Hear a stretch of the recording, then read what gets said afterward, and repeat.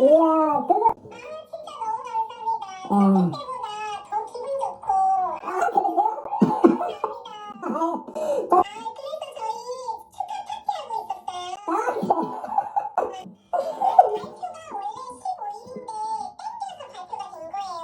저희 그 패션 프로젝트 한 게 막 되게 심도 있게 한 것 같진 않은데 그거 그렇게 막 얼렁뚱땅 한 것 같잖아요. 근데 그 글 읽어보셨어요, 어머니? 그 저희가 원서 했을 때 글을 보면 되게 근사해요. 그게 실제 한 거보다 뻥튀기가 좀 잘 된 게, 야, 그게 된다니까요. 너무 좋습니다.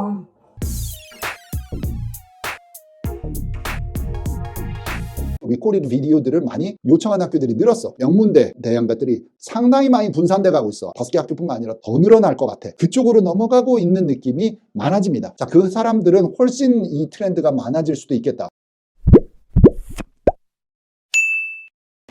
반갑습니다, 여러분. 자, 오늘은 어떤 비디오를 할까 고민을 하다가 지난해의 원서 사이클이 지나면서 좀 느낀 점? 그러면서 이게 트렌드가 바뀐다. 이런 게 먹히는 것 같은데, 또는 이런 게 과연 먹히고 있나 요즘에? 이거 완전히 심사관들이 비중을 안 쓰는 것 같은데, 그것들을 매년 좀 어떻게 되돌려서 생각해보고 반성하고 적용을 하고 새로운 사이클에 더 접목을 해서 좋은 결과를 만들고 뭐 이런 일들이 반복이 되는 사람인 걸랑. 그러다 보니까는 한 사이클이 지나고 나서 어떤 부분들이 잘 먹혔다. 더 강조해야 되겠다. 이런 게 바뀌고 있는데 스러운 느낀 점들 중에 다 이런 유튜브 비디오에서 다 까발려 할 수는 없겠지. 한 가지는 얘기할 수 있을 것 같은데, 이 챗GPT가 나오면서 에세이를 학생들이 이 학교 숙제를 할 때나 다 쓰고 있잖아. 안 쓰는 사람 없을 거예요. 다 써야 되는 세상이 된 것 같아. 그래야 숙제의 속도도 빨라지고 정확도도 당연히 좀 빨라지고 뭐 이런 것들이 있는 거 우리가 다 알지. 인간이 할 수 있는 능력보다는 컴퓨터가 훨씬 빠르니까. 그러면서 뭐 도덕적인 얘기 뭐 이런 얘기들이 많이 나와. 그런 걸 다 떠나서 고등학생들이 GPT를 써서 학교 과제들을 하는 것이 문제냐 하면 문제이고 자식을 떠나서 안 할 수가 없다는 지경까지 왔어. 지금 한 3년이 지나고 나니까. 그건 다 우리가 동의하지. 자, 그러다가 학년이 올라가서 대학교 원서를 써야 되니까 이게 학생들이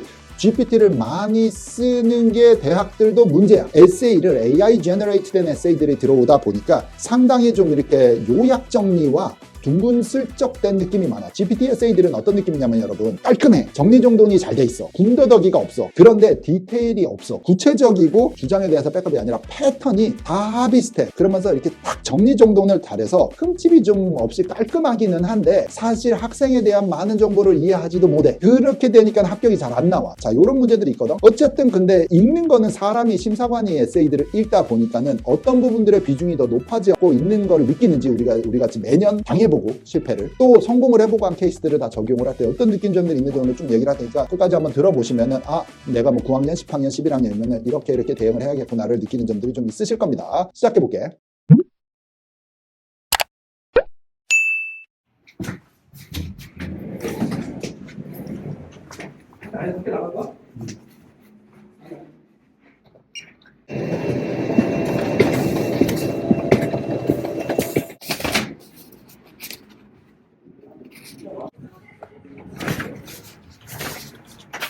자, 요게 common data set에서 갖고 온 섹션 C7이야. 그게 뭔지 알지, 여러분? common data set에서 갖고 온 이거는 코넬 거, 이건 존스 홉킨스 거, USC 거, 그다음에 유펜 거. 이런 이제 톱 학교들 주로 이제 우리 학생들이 많이 쓰는 학교들이거든. 요런 데 데이터를 보면 선생님이 짚어줄게. 자, 대학교 심사처에서 심각하게 비중을 많이 두고 고려하는 부분이 뭔지, 꽤 고려 안 해도 되는 부분이 뭔지를 일단 기본만 좀 정리를 한 1분 동안만 딱 하고 넘어가면은 그 다음에 트렌드가 어디로 가고 있는지를 얘기를 할 때 좀 이해가 좋을 것 같아요. 시작해 봅시다.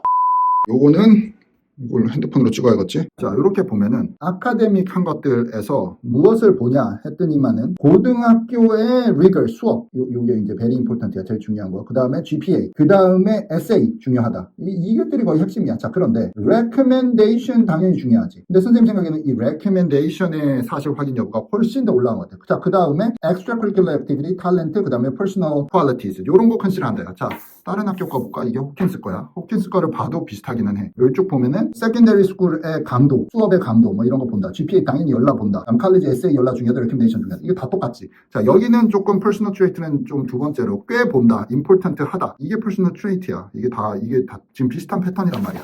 다음 학기 한번 볼까? 이게 코넬 건 것 같은데. 하여튼 4개가 유펜, 뭐 코넬, USC, 존스 홉킨스입니다. 비슷한 패턴이요. 고등학교의 수준, 그 다음에 뭐 클래스 랭킹, GPA 당연히 중요하다 해놓고 에세이 중요하다, 레코멘데이션 중요하다. 이렇게 다 들어가 있는 거고. 그 다음에 퍼스널 퀄리티즈 중요하다, 퍼스널 탤런트 중요하다, 그 다음에 엑스트라 커리큘러 중요하다. 이런 식이야. C7 커먼 데이터셋에서 봐도 다 비슷하단 말이야. 이거 보고 있는 것들이 퍼스널 퀄리티 되게 중요하다고 했고 나머지 것들도 중요하다. 요 부분들이 중요해요, 여러분. 요 처음 캐터고리들이. 뭔 말인지 알겠지? 자, 저런 것들을 그러면 어떻게 보냐를 정리를 한번 다시 얘기를 해보자.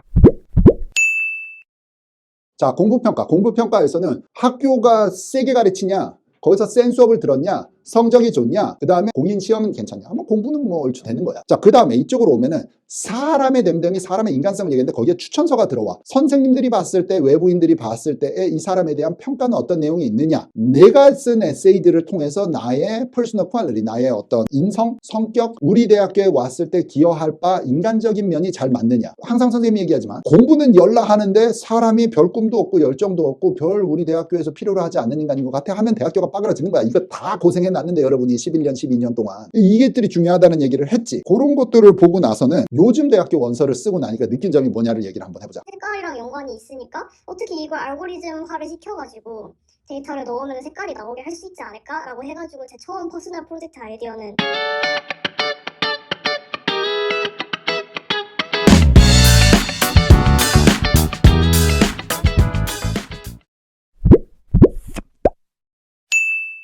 이 트렌드라고 감히 얘기하고 싶은데 25년 동안 이 일을 하다 보니까 느낀 점이 아이비리그에 대해서 집중되어 있던 명문대 대학 것들이 상당히 많이 분산돼 가고 있어. 아이비 플러스 학교들과 뭐 사람들이 말하는 뉴 아이비리그 이런 거 있잖아. 예를 들어 밴더빌트, 라이스, 존스 홉킨스, 노스웨스턴, 두크, 에모리, NYU 뭐 이런 학교들로 이렇게 좀 명문대들로 이렇게 쭉 분산이 더 되고 있으니까는 아이비 플러스라고 하는 여기에선 지원자 수가 확 늘고 아이비는 거의 조금 정체되어 있는 느낌? 그래서 많이 지원하는 풀들이 상향적으로 조금 더 많이 뚱뚱해진 느낌, 지원자들이 훨씬 많아진 느낌이라는 게 있어.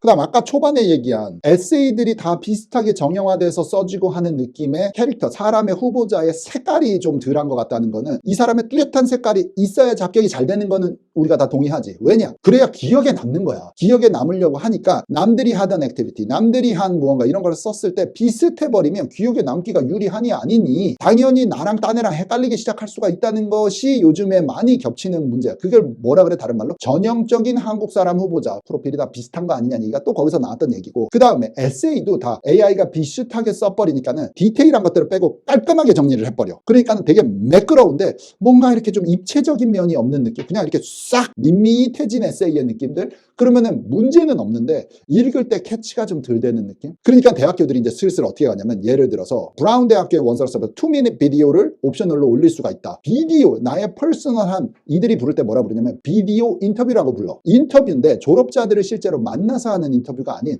내가 그냥 녹화하고 편집한 2분짜리 비디오를 올리라 하는 옵션이 있어요. 해도 되고 안 해도 돼. 꼭 해야 되는 건 아닌데, 요즘에 이 말하는 에세이들로 후보자에 대한 확실한 필이 없게 되니까 이 비디오 인터뷰, 비디오 리코디드 비디오들을 많이 요청한 학교들이 늘었어. 그 학교들 리스트들을 올해 우리가 원서 쓴 학교들 중에서만 보면은 이런 식이다. 선생님 너무 감사해요. 덕분입니다 진짜. 이렇게 어울리로 끝내기해서 진짜 너무 감사드립니다. 네, 정말 감사합니다. Okay, thank you so much. I really appreciate it. 자기가 감히 평가할 수 없는, 감히 나를 덧붙일 수 없는 에세이랑 너무 좋다고. 원장님이 그런 말들이 다 너무 힘이 됐거든요. 저희 주제도 부탁드릴게요.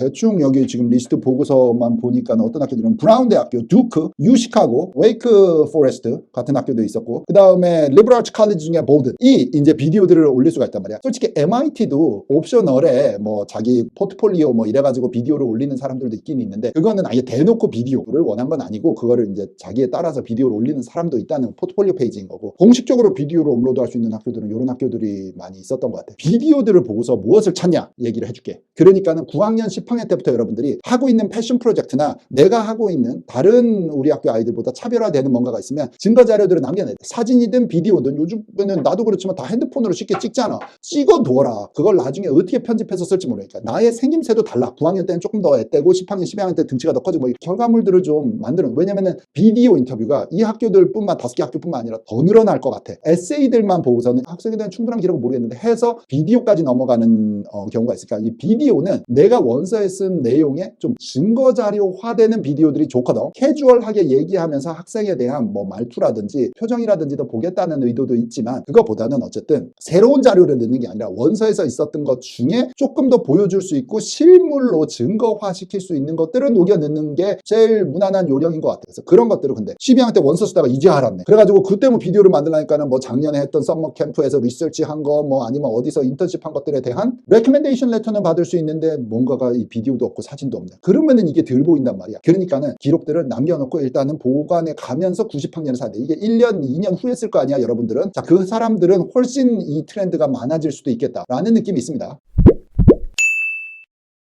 자, 그러면은 두 번째야. 비디오 인터뷰라고 하는 이 리코디드 비디오 내는 것만 늘었냐 대학들이? 아니야. 원서를 제출하고 나서 학생들한테 인터뷰를 하자. 졸업자 인터뷰가 인포메티브한 게 있고 정보 전달만 돼서 졸업자가 그냥 캐주얼하게 얘기하는 게 있고 이발리에이티브가 있단 말이야. 평가를 하는 게 있는데 이발리에이티브가 된 학교들에서 인터뷰 요청이 이렇게 많이 오지 않았거든. 근데 지금 최대한 그쪽의 소스를 더 늘리고 있는 것 같아요. 학교들이 우리 졸업자들이나 우리 심사처에서 될 수 있으면 최대한 많이 후보자들을 만나자. 그래서 실제로 얘기해보고 평가를 하면서 가야 된다는 트렌드가 늘기 때문에 에세이만 옛날에 서류만 보고 사람이 쓰는 걸 다 믿고 뽑는 시대에서 지금은 서류를 보고 심사를 한 거에서 사람을 만나서 면접을 보고서 조금 더 느낌적인 느낌을 바꾸서 합격을 주려고 하는 시대로 넘어가고 있는 것 같아. 그러니까 여러분들 이게 인터뷰가 갑자기 성격도 성격이고 영어 실력도 실력일 거야. 유학생 같은 경우는. 하지만 자기의 생각을 말할 수 있는 대학교 심사 어드미션으로 넘어가고 있는 초기 단계이다라는 느낌이 있어, 선생님은. 그러니까는 그 사람들이 누구를 섭외하는지 실제로 보고서 좀 합격을 주려고 하는 느낌으로 넘어가고